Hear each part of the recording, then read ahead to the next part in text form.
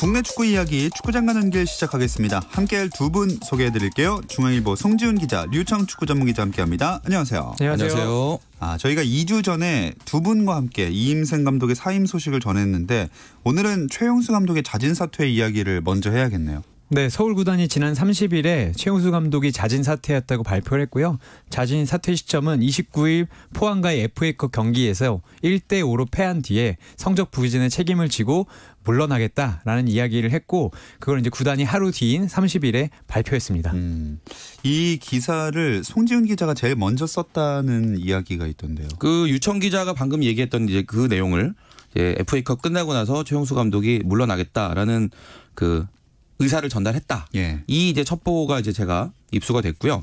그리고 나서 이제 구단 상황을 취재를 해보니까 어제 오후에 이제 FC서울 대표이사가 클럽하우스에 들어온다.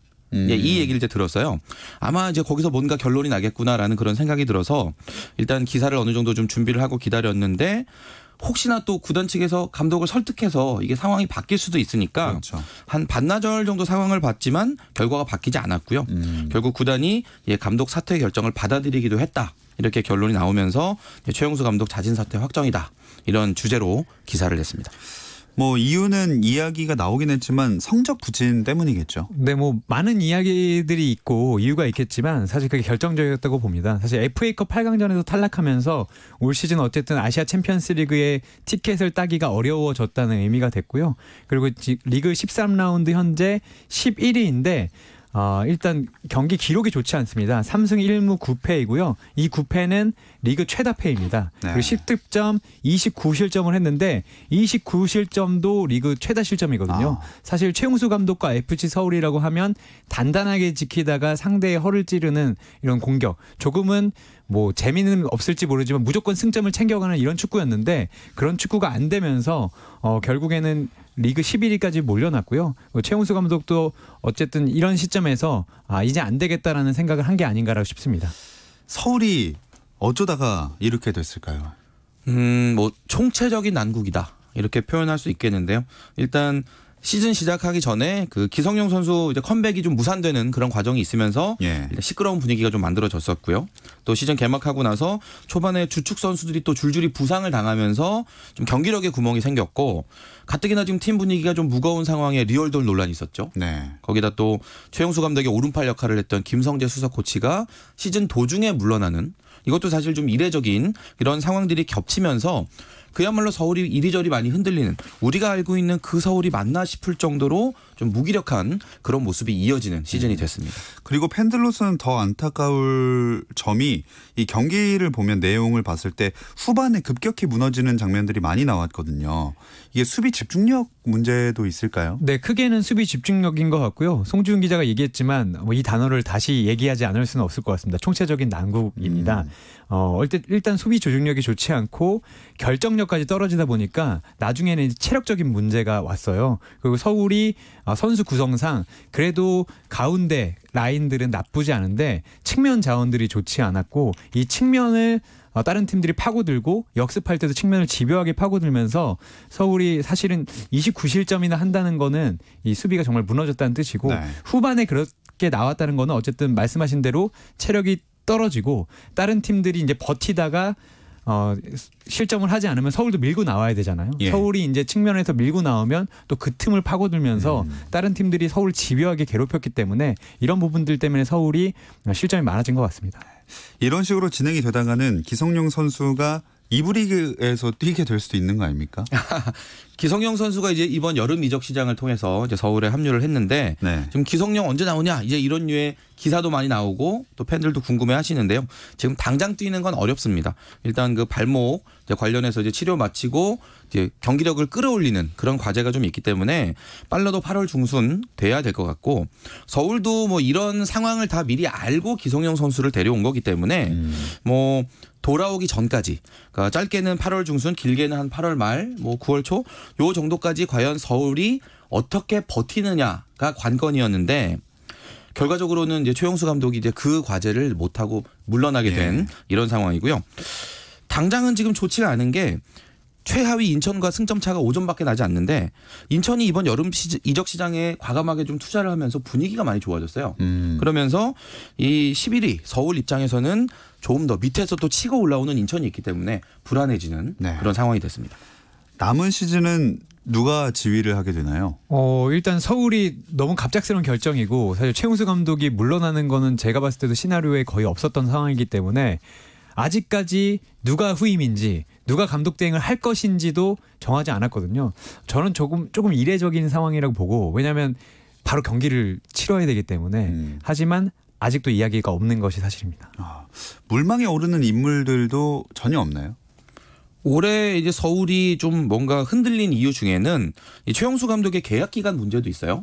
그 올해 말로 이제 계약이 끝나는 최용수 감독의 후임으로 오기 위해서 많은 지도자들이 노력을 하고 있다라는 그런 루머가 사실 올 시즌 초반부터 계속 있었고 뭐 제가 이니셜 롤이 좋아하지 않습니다만 뭐 PKS 이런 여러 가지 이니셜로 언급할 수 있는 분들 이야기가 많이 있었고 네. 심지어 뭐 외국인 지도자가 모으는 게 아니냐 이런 이야기들도 나올 정도로 여러 가지 이야기들이 있었는데 일단 외국인 지도자는 지금 당장으로서는 아직까지 사실 무근에 가까운 얘기고요. 구단 내부에서 만약에 후임자가 나온다 이런 가정도 할 수 있잖아요. 당장은 뭐 경기력이나 성적이 조금 좋아진다라는 그런 전제를 깔면 지금 김호영 수석 코치 아직 감독 대행으로 임명받지 못했습니다만 만약에 성적이 좋아진다면 가능성이 있고 또 한편으로는 우리가 이제 궁금한 게 지금 오산구의 차두리 감독 혹시나 되지 않을까 싶은데 차 감독이 P급 라이센스가 없죠. 네, 없습니다. 네, 그래서 대행으로는 가능한데 정식 감독으로는 지금 자격이 안 됩니다. 그래서 만약에 되더라도 2달밖에 안 되니까 차두리 감독 시나리오는 현실적으로 좀 떨어진다 이렇게 볼 수 있겠습니다. PKS 궁금하네요. 아무튼 앞서서 FA컵 이야기 잠깐 나왔는데 현재 4강까지 가려진 상태죠? 네, 일단 서울 얘기를 했는데 서울을 5대1로 누르고 온 포항이 4강에 이제 가서 기다리고 있고요. 강원을 3대0으로 누른 울산과 맞붙게 됩니다. 그리고 다른 한쪽에서는 역시 부산을 5대1로 무찌른 전북에 올라왔고요. 성남이 수원을 1대0으로 잡으면서 저쪽에선 전북과 성남이 맞붙게 됐습니다. 네, 일단 먼저 경기부터 보면 동해안 더비가 4강전 대진이 됐네요. 객관적인 어떤 전력이나 선수 구성으로 보면 사실 울산이랑 포항이 전력 차가 커요. 뭐 제가 정확하게 데이터는 아닌데 선수단 인건비만 비교하면 한 3배 차이 날 것 같은데 유청 기자 요거 맞는지 좀 검증 좀 해주시고요. 2배가 아닐까요? 네, 한 그 정도까지는 아니고 네, 상당히 많다. 바로 정정. 예, 울산 쪽에서 많다. 그럼에도 불구하고 이 포항 같은 경우는 이 김기동 감독 위주의 짜임새 있는 축구. 이게 상당히 경쟁력이 있기 때문에 울산이 함부로 볼 수 있는 그런 상황은 아닌데요. 네. 일단 지난달에 그 두 팀이 맞대결이 있었는데 그때는 울산이 4대0으로 크게 이겼거든요. 근데 또 지난해 K리그 최종전 생각해 보면 또 포항이 울산의 우승에 재를 뿌렸던 맞아요. 네, 그런 이력도 있어서 이번 또 이 맞대결 같은 경우는 단판 토너먼트라서 또 그래서 더 치열한 승부가 될 것 같고 저는 개인적으로 이거 예상해 본다면 울산의 2대1승. 2대1. 네, 2대1. 치열하네요. 네. 왜 고개를 푹 숙이시죠, 류청? 저도 예상을 해야 되는 건가요? 이미 나온 김에 뭐 엎질러진 물입니다. 네, 저는 울산이 이길 것 같습니다. 어렵지 않게. 좀 더 많은 점수 차로? 아니죠. 그 정도는 아니고 어렵지 않게. 적당한 점수 차로? 네, 적당한 점수 차로. 알겠습니다. 다음으로 전북 대 성남의 대결은요? 네, 지금 성남이 사실 리그에서도 이제 8위까지 올라섰고 물론 올라섰다고 하기에는 조금 아쉬운 순위지만 한때는 이제 강등권까지 떨어졌었거든요. 예. 그런데 이제 전술을 3-6-1 이런 식으로 바꾸면서 미드필더에서 빡빡한 축구를 하면서 김남일 감독의 이제 버터 축구가 다시 위로는 좀 올라왔습니다. 그리고 사실 디펜딩 챔피언이었던 수원을 1대0으로 꺾으면서 4강까지 올라왔거든요. 그리고 말씀하신 대로 이게 단판이기 때문에 아무리 전북이 잘하더라도 성남이 애를 먹인 적이 있어요. 먼저 2골을 넣으면서 그렇죠. 전북을 네네. 물론 결과적으로 2대1로 비겼지만 그런 경험이 있기 때문에 예측하기는 어려울 것 같아요. 근데 다만 이 구스타보와 모두 바로라는 선수를 네. 전북이 영입했는데 이 선수들한테 제가 이렇게 이런 표현을 써서 와우 너무 잘합니다. 정말 깜짝 놀랄 정도로 한동안 K리그에서 보기에 즐거운 선수는 없었던 것 같은데 네. 이 두 선수는 그냥 보고 있어도 재미있네 라는 말이 나올 정도고 실력도 대단하거든요. 네. 구스타보 선수는 2경기에서 100분 좀 넘게 뛴 것 같은데 100분도 안 뛰었을지 모르는데 4골 넣었습니다. 그렇죠. 그런 걸 봤을 때 아마도 전력적인 측면에서는 전북이 앞선다고 볼 수 있겠습니다. 이제 뭐 구스타보나 그 바로 얘기는 우리 뒤에 K리그 경기 얘기할 때 좀 더 다시 자세하게 짚어보겠고요. 일단 FA컵 8강전을 봤을 땐 득점이 많이 나오니까 재밌더라고요. 보통 이 FA컵 4강전이라고 하면 연말쯤에 이제 열리잖아요. 예. 참가하는 팀들이 대부분 다 체력이 많이 떨어져 있고 이런 상태에서 치러지기 때문에 서로 지키면서 한 골로 승부 보는 그런 축구들을 많이 했었는데 올 시즌에는 일정이 빨리 진행되면서 선수들의 체력이 충분할 때 경기가 열리고 있어서 치고받는 그런 스타일이 많이 나오고 있고요. 또 8강에서 지금 4경기 하는 동안에 16골이 나왔는데 4강전에서도 지금 한 골 정도 내주더라도 뭐 체력이나 선수 구성 면에서 충분히 상황을 뒤집을 수 있는 그런 여지들이 있기 때문에 저는 개인적으로 다득점 승부 될 것 같습니다. 네. 자, 기대가 되는 경기들이 기다리고 있습니다. 4강전 일정은 어떻게 되나요? 네, 4강전 일정은 10월 28일에 예정돼 있는데 제가 다른 질문인 줄 알고 갑자기 깜짝 놀랐습니다. 주무셨는 줄 알았습니다. 예. 죄송합니다. 그런데 이게 지금 AFC 챔피언스리그 일정이 10월에 예정돼가 있어요. 왜냐하면 AFC 일정이 모두 다 밀렸거든요. 그래서 이제 말레이시아와 베트남에 모여서 두 조씩 치르는 게 나왔는데 여기서 이제 K리그 팀들이 올라간다면 이 전북과 지금 울산이 모두 올라가 있거든요. 올라간다면 경기가 미뤄질 수도 있거나 아니면 당겨질 수도 있는 상황입니다. 네, 상황에 따라서 유동적으로 아마 적용이 되겠군요. K리그 이야기로 좀 돌아와 보면은 이제 관중들이 들어오죠. 이제 내일입니다. 이제 8월 1일부터는 광주를 제외한 나머지 K리그 연고 도시에서 모두 다 홈 경기에 관중을 맞이할 수 있는데 일단 그 해당 경기당 관중석 전체 좌석수의 10% 이내로 일단 규정이 제한이 되어 있습니다. 뭐 어렵게 직관이 가능해진 만큼 참 사회적 거리두기 이거 잘 지키면서 하는 게 중요할 텐데요. 네, 일단 뭐랄까요? 체온도 일단 재야 되고 예. 그리고 예약도 상당히 어려워졌고 앉을 때도 모여 앉는 게 아니라 전후 좌우 두 좌석씩 뛰어앉고 앞뒤로도 이제 한 좌석 뛰어앉는 그런 안이 바뀌었습니다. 사실은 처음에 최소 기준은 전후 좌우에 한 좌석씩 띄우는 거였는데요. 네. 최근에 다른 스포츠에서도 관중들이 들어가면서 모여 있는 게 좀 문제가 되면서 두 좌석씩 뛰자. 롯데요, 롯데. 네, 롯데. 네. 좀 모아서 받았죠. 네. 한쪽에. 그래서 이 기준이 좀 강화됐습니다. 그래서 예약도 다른 방식으로 받기 시작했고요. K리그 구단들도 사실 이제 관중을 막기 위해서 오래 기다렸기 때문에 이 수칙을 매우 잘 지키려고 하고 있고 예약도 가려서 받고 있는 걸로 알고 있습니다. 네, 이런 철저한 그 수칙을 잘 지키면서 즐겨주시면 좋을 것 같습니다. 자, K리그1 14라운드가 주말 동안 펼쳐질 텐데 이 이야기는 잠시 쉬었다 와서 나눠볼게요.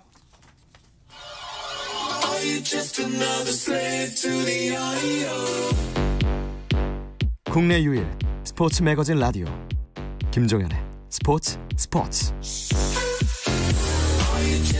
금요일 밤의 축구 이야기 축구장 가는 길 듣고 계시고요. 류청 축구 전문 기자 중앙일보 송지훈 기자와 함께하고 있습니다.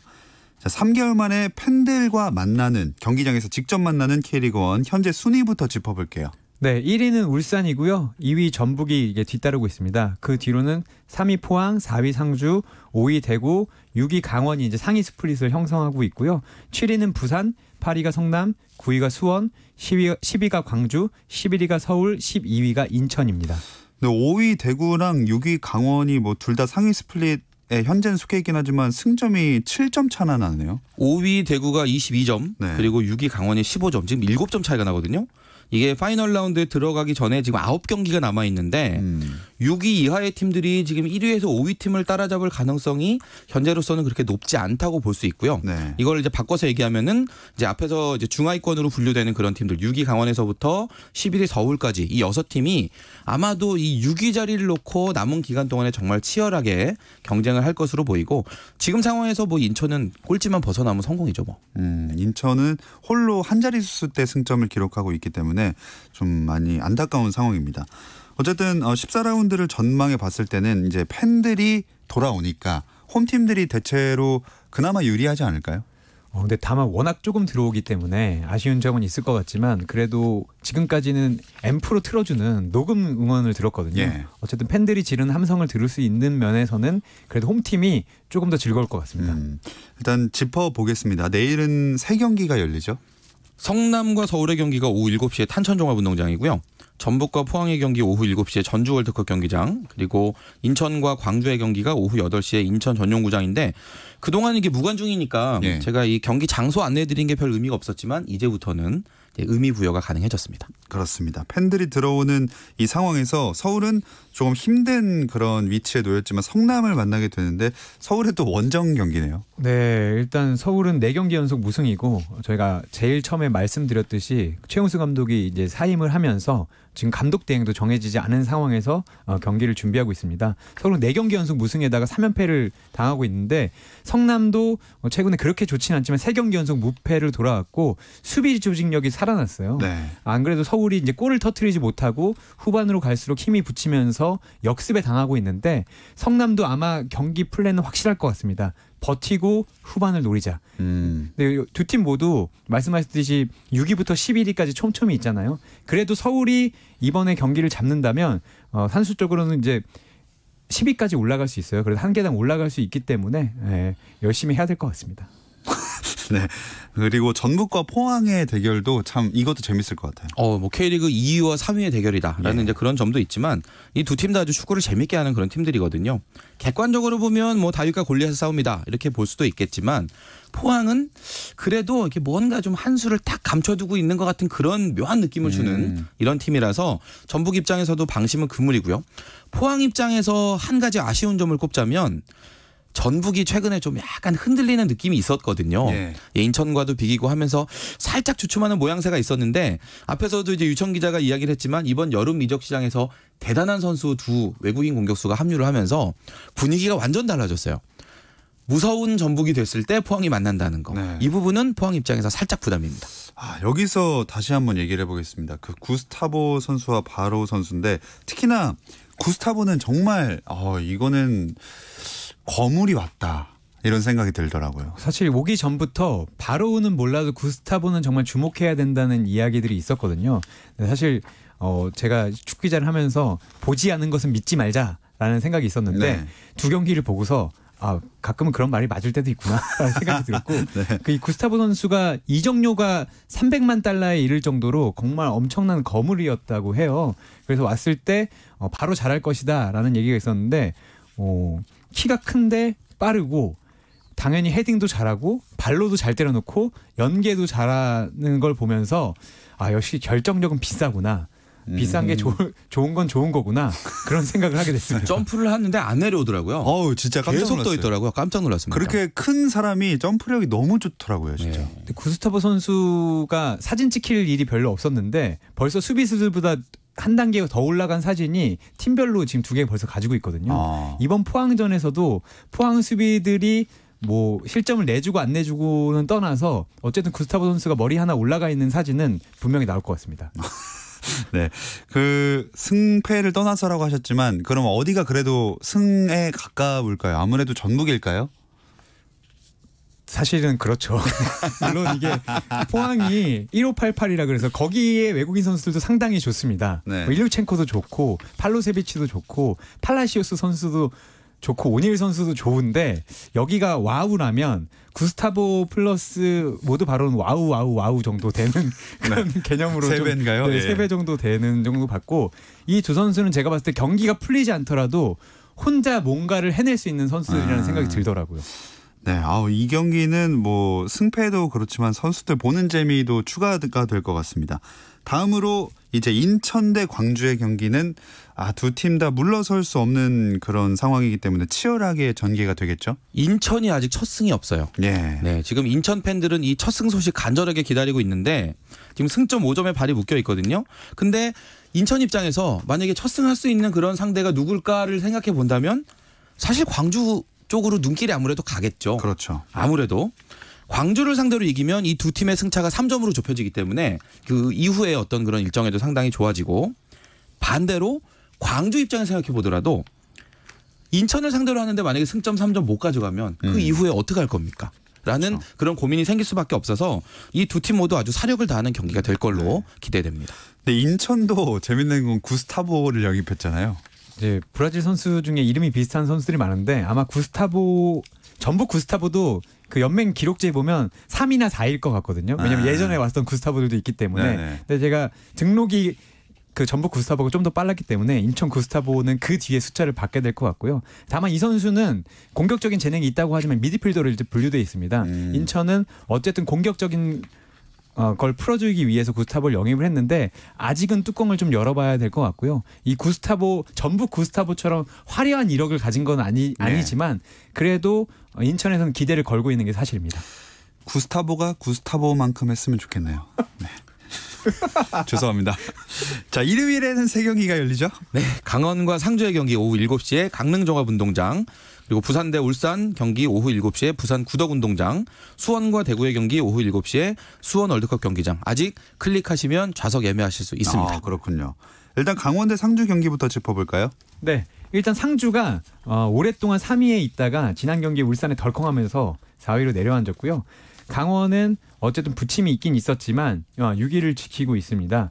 사실 이 두 팀은 만나면 다른 게 재밌는 게 아니라 무승부가 없습니다. 지난 10경기에서 5승 5패로 팽팽한 싸움을 펼치고 있고 사실 지금 뭐 울산, 전북 그리고 포항에 가려서 빛이 나고 있지는 않지만 상주의 올 시즌 공격 축구도 사실 엄청납니다. 그렇죠. 15골밖에 안 넣었지만 넣은 골들을 보면 컨비네이션이 상당히 많고 아시겠지만 상주에는 외국인 선수도 없어요. 그런 걸 봤을 때 강원도 또 물러서지 않는 패스 축구. 저는 경기 내용은 상당히 재미있을 것 같고요. 다만 두 팀 모두 이번에 이겨야 이 상위 스플릿으로 가는 열차표를 확실히 끊을 수 있을 것 같습니다. 네. 다음으로 선두 울산은 부산 원정을 떠나네요.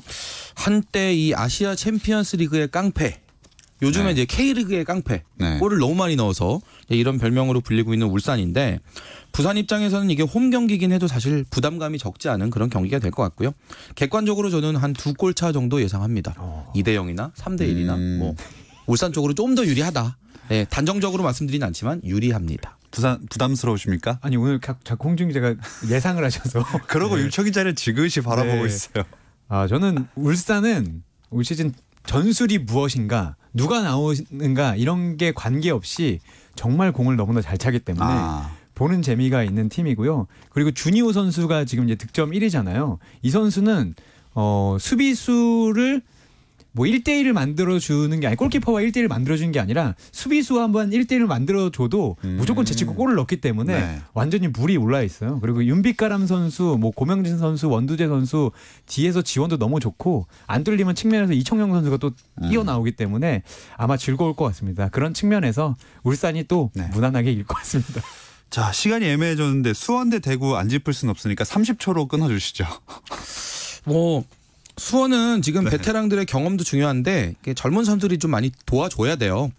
지금 순위 9위라는 이 순위 사실 수원도 좀 어색하고요. 예. 좀 더 치고 올라가야 되는데 대구가 이게 만만치가 않은 팀입니다. 그렇습니다. 지금 주승진 감독 대행이 어떤 묘수를 가져올지 저도 많이 궁금하고요.